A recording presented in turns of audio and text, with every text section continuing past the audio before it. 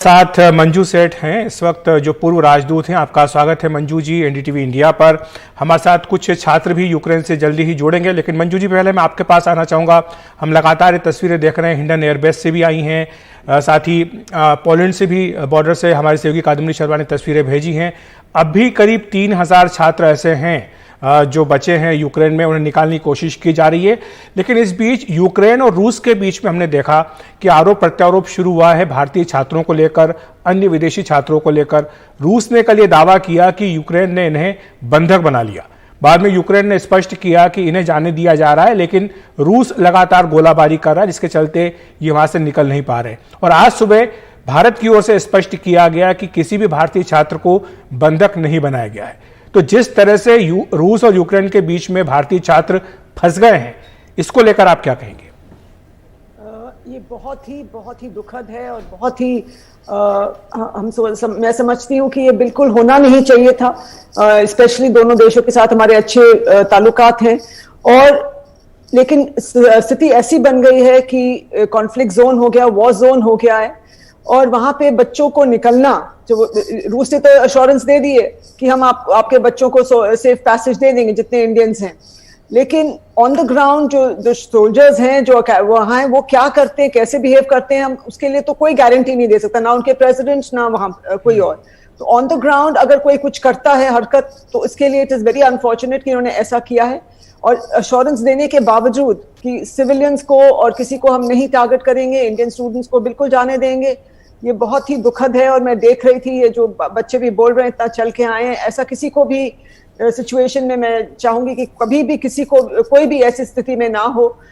इतनी दुखद है, बहुत ही खराब है, लग रहा है मुझे देख के कि ये ऐसा हुआ है इन बच्चों के साथ। लेकिन वॉर जोन है, और ये रूस और यूक्रेन की जो बातचीत चल रही है, उम्मीद करते हैं कि कुछ निष्कर्ष निकलेगा, लेकिन उम्मीद बहुत कम लग रही है, क्योंकि साथ में ये अपना जो गोलीबारी है और शेलिंग है बंद ही नहीं कर रहे हैं। ये समझ में नहीं आया क्यों लड़ाई को थोड़ी देर रोक क्यों नहीं रहे हैं दोनों साइड, ये मुझे समझ में नहीं आ रहा। क्योंकि जब आप टॉक्स कर, पहले आपको स्टॉप करना चाहिए फाइटिंग, फिर आगे चलिए। जी जी मंजू जी, मैं आपसे समझना चाहता था कि ये जो बेलारूस की कहानी अब सामने आ रही है कि वहाँ उसको लेकर भी ईयू काफ़ी चिंता में है और उसने सैंक्शंस लगाने की बात कही है। तो ये जो बेलारूस का भी दबाव है लगातार, उसी की बॉर्डर पर लगातार बातचीत भी हो रही थी, तो इसकी स्थिति बताएं कि ये किस तरीके से इस वॉर जोन में यूक्रेन के खिलाफ अब खड़ा हुआ दिखाई दे रहा है। क्योंकि इन्होंने फैसिलिटेट भी किया, आपने देखा था रशियन ट्रूप्स वहां से एंटर किए हैं बॉर्डर, बेलारूस के बॉर्डर से, और उन्होंने फैसिलिटेट किया था। लेकिन वो डायरेक्टली जहां तक नजर आ रहा है शायद इन्वॉल्व ना हो, बट कह नहीं सकते, क्योंकि वहां पे क्या आपस में क्या इनकी अंडरस्टैंडिंग है रूस और बेलारूस की। लेकिन उन्होंने जो कहा था वो सिर्फ फैसिलिटेट कर रहे हैं यहाँ से आने के लिए। हम सिर्फ उम्मीद कर सकते हैं कि वो भी इसमें ना करें, ना अंदर आए, क्योंकि अगर वहां पे वो लोग भी लड़ाई और उसमें ज्वाइन कर लिया तो ये पता नहीं कहाँ जाएगी। और जैसे बात ऑलरेडी शुरू हो गई है थर्ड वर्ल्ड वॉर की, और प्रेसिडेंट पुतिन ने भी कह दिया है कि न्यूक्लियर, अगर थर्ड वर्ल्ड वॉर छिड़ती है तो हम न्यूक्लियर होगी, ये न्यूक्लियर वॉर होगी। तो इस किस्म के धमकियां कही जाएंगी, या इस टाइप के स्टेटमेंट्स बहुत ही अनफॉर्चुनेट है। इनको ये कोई न्यूक्लियर वॉर इज नॉट बच्चों का खेल, मुझे लगता है कि इनको ऐसे स्टेटमेंट्स देना इट इज वेरी अनफॉर्चुनेट किसी के लिए भी, कि न्यूक्लियर वॉर कोई सभी को तबाह करेगी।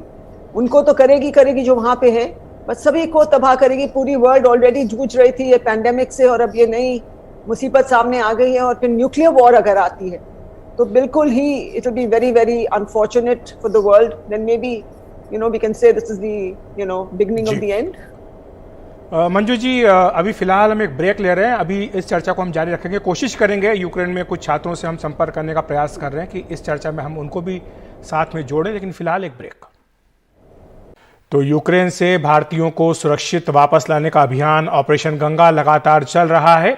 इस बीच कई छात्र जो हैं अपनी बुरी स्थिति की शिकायत भी कर रहे हैं, खासतौर से सुमी में हालत काफ़ी नाजुक है। हमारे साथ शाही सावित्री हैं जो कि छात्रा हैं सुमी स्टेट यूनिवर्सिटी की। मंजू सेठ पूर्व राजदूत हमारे साथ बनी हुई हैं। शाही सावित्री, आपका स्वागत है एनडीटीवी इंडिया पर। इस वक्त वहां पर क्या हालात है? कल रात को हमारी बात हुई थी सुमी में, कहा गया था कि वहां पर ज्यादा ध्यान नहीं दिया जा रहा है, खरकी और कीव की बात ज्यादा हो रही थी। तो अभी वहां पर क्या परिस्थिति है? आप लोगों को क्या कहा गया है? कब तक वहां से निकल पाना संभव हो पाएगा? एक्चुअली हम लोग को अभी तक कुछ भी ऐसा नोटिस नहीं आया है कि हमें कब यहाँ से इवैक्यूएट करेंगे। बस कहा जा रहा है कि वो अपने बेस्ट लेवल पे ट्राई कर रहे हैं, लेकिन अभी तक कुछ ऐसा कंफर्मेशन न्यूज़ नहीं है कि हम यहाँ से कब निकल लेंगे। जी, और वहां पर अभी स्थिति क्या है सावित्री? क्या आप लोगों को खाने पीने की किस तरह की व्यवस्था है? क्या आपको कोई दिक्कत तो नहीं हो रही है? किस तरह पर जो बमबारी वगैरह वहां पर उसका क्या हालात है, और क्या आप लोग सुरक्षित किस जगह पर छिपे हैं वहां पर? जब भी सायरन बजता है हम बंकर में चले जाते हैं। रात में भी आज हम बंकर में ही थे, अभी आए जब सिचुएशन थोड़ा साइलेंट हो गया। और खाने पीने का तो हमारे पास बहुत लिमिटेड सामान है, हम बाहर भी नहीं निकल सकते क्योंकि बहुत लंबी लाइन है और सुपरमार्केट में कुछ चीज़ें अवेलेबल भी नहीं है, बहुत शॉर्टेज है। तो बस हम यही बोल रहे हैं कि हमें जल्दी से इवैक्यूएट कीजिए। खाने के लिए भी हमारे पास बहुत कम ऑप्शन बचे हैं। जी, सावित्री, अगर आप ये बता पाएं कि आप किसी के संपर्क में हैं, आप लोगों ने कोई ग्रुप बनाया है जिसके ज़रिए आप लोग बात कर रहे हो, आप किस तरीके से भारतीय दूतावास के संपर्क में हैं? हम एम्बेसी को कॉल करते रहते हैं दिन में 2-3 बार कि कोई कंफर्मेशन न्यूज़ है या नहीं। अब तक वो कहते हैं कि अभी हम ट्राई कर रहे हैं, बात कर रहे हैं। कभी बोलते हैं कि आपके यहाँ का रेलवे स्टेशन का ट्रैक डिस्ट्रॉय हो चुका है तो आप नहीं निकल सकते, उस पर रिपेयरिंग चालू है। हमें नहीं पता कि एक्चुअल में क्या हो रहा है, लेकिन अभी तक कोई कंफर्मेशन न्यूज़ नहीं दे पा रही है एम्बेसी भी हमें। तो मंजू जी, आपने सुना सावित्री जो है इस वक्त सूमी में है और वहाँ पर अभी इन्हें राहत का इंतज़ार है। हालांकि जो पहली प्राथमिकता थी भारत की वो की और खारकीव की थी।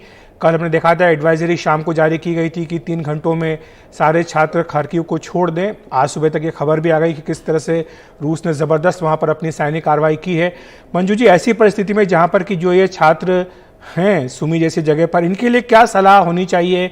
किस तरह से ये इस परिस्थिति का सामना करें? क्योंकि बच्चे हैं, इन्होंने जीवन में कभी कुछ देखा नहीं है। अपना एक सुनहरा भविष्य बनाने की उम्मीद में अपना देश छोड़ करके दूसरे देश में गए पढ़ाई करने के लिए, ताकि घर आकर वापस आकर लोगों की सेवा कर सके डॉक्टरी के जरिए। लेकिन इन्हें कभी इस बात का अंदेशा नहीं रहा होगा कि इस तरह की परिस्थिति इनके सामने खड़ी हो जाएगी।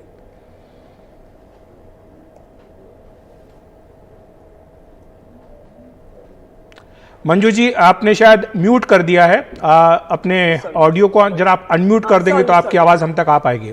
हाँ, सॉरी। नहीं, ये बहुत ही मैं सुन के मुझे बहुत ही खराब लग रहा है कि ऐसी स्थिति में कोई भी बच्चा नहीं होना चाहिए कहीं भी। और ये अनप्रेसिडेंटेड है, किसी को अंदेशा ही नहीं था कि ऐसी लड़ाई छिड़ जाएगी और इतनी बढ़ती चली जाएगी। और दी ओनली थिंग अभी जैसे वो बता रहे हैं, एम्बेसी ने उनको बताया वहाँ पे, क्योंकि वो तो लोकल गवर्नमेंट के जो इन संपर्क में होंगे और उनसे वो जो उनको जानकारी मिल रही है वो बच्चों से शेयर करेंगे। और इस वक्त उनका वहाँ रहना ही सही है जब तक क्लियर नहीं होता, क्योंकि बाहर निकलेंगे, जैसे आपने देखा वहाँ वो बच्चा खारकी में बाहर आया और उसको शेलिंग हो गई। उसको टारगेटेड नहीं थी, लेकिन चांस की बात है कि वहाँ आ गया। तो ये डेंजर रहेगा अगर घर से बाहर निकले तो। और सामान भी अंदर नहीं आ रहा है। इंडिया ने ह्यूमैनिटेरियन एड तो भेजी है, लेकिन कहाँ पहुंचेगी, कैसे पहुंचेगी, ये भी बहुत मुश्किल है। और भी किसी देश ने, जो देश लगे हुए हैं, यूएन वाले भी लगे हुए हैं कि कुछ वहाँ खाने पीने का सामान, ह्यूमैनिटेरियन एड पहुंचे अंदर। लेकिन ऐसी स्थिति बन गई है और ऐसा वॉर जोन बन गया है कि वहाँ पे आई थिंक फॉर एनीवन बिल्कुल डेंजरस है। और वहाँ पे पहुंच पाना, और वहाँ पे जब तक दोनों साइड्स के, यूक्रेन के और रूस के, दोनों के जो वहाँ पे ट्रूप्स हैं वो साथ में कोऑपरेट दोनों करेंगे तभी आगे बढ़ सकते हैं। अभी बातचीत चल रही है अपने, और रूस ने तो एश्योरेंस दिया है कि हम आपके स्टूडेंट्स को जाने देंगे, यूक्रेन ने भी दिया है। लेकिन जब तक वो कोऑर्डिनेशन नहीं हो जाता है, बच्चों को वहीं रहना चाहिए, वही बेस्ट है। At least they are safe. मेरा यही एडवाइस है कि जब तक आप निकले, जब आपको बोला जाए। ऐसे निकलने का कोई वो फायदा नहीं है। जी अभिषेक, बहुत बहुत शुक्रिया आपका मंजू सेठ इस पूरी जानकारी के लिए, और आपका भी सावित्री इस पूरी जानकारी के लिए।